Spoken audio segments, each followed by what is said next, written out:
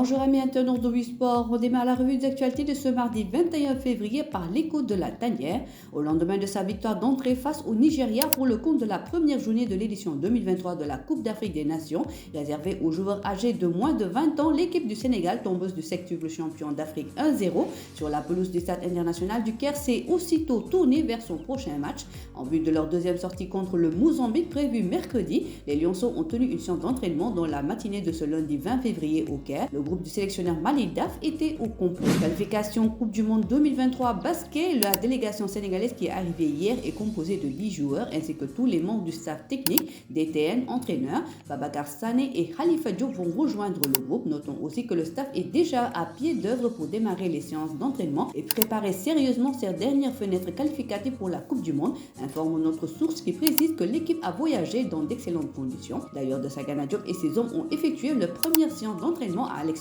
Le Sénégal jouera 3 matchs lors de ce tournoi respectivement contre le Soudan du Sud, la Tunisie et le Cameroun les 24, 25 et 26 février prochains. La rédaction de Wisport vous a concocté votre Team of the Week. Du lundi au dimanche, plusieurs Sénégalais ont brillé dans les championnats européens et sur les pelouses de la Ligue africaine des champions. Voici votre Team of the Week sur la disposition d'un 4-2-3-1. Alfred Gomis en sauveur de Como, Ousseinouba impeccable, Ousmane Diouf solide, Mamadou Moustapha Mbo en jeune patron, Youssouf Sabali comme d'habitude propre, Idrissa Gana Gueye déterminant, Pape Gueye encore impressionnant, Hassan Djoussé le maestro de Lamia, Crépin Diatta en grande constance, Mabadien ouvre son compteur de but sur penalty, Habib Diallo excellent avec un doublé.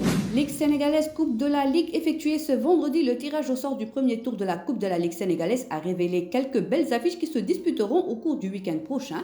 La Coupe de la Ligue fait son retour suspendu depuis 2020 à cause de la pandémie du Covid-19. La compétition va célébrer sa 10e édition cette année. Certains ont hérité d'un tirage plutôt clément alors que d'autres n'ont pas eu ces privilèges. Pour le retour de la Coupe de la Ligue, des équipes de Ligue 1 et de Ligue 2 se feront face entre elles dès le premier tour. Et c'est le cas opposant Djamba à Sonacos et des matchs HLM Djambour, Demba Diop Affinité FC, Keur Madior Malidane. Mis à part ces 4 rencontres, les autres matchs sont des oppositions entre des équipes Ligue 1 et celles de Ligue 2. L'US Gorée 7e fera face à l'US Ouakam 6e Ligue 2. Port va croiser le fer avec l'AS Douane 13e Ligue 1. Stade de Mbour 9e Ligue 1 contre Also FA 3e Ligue 2.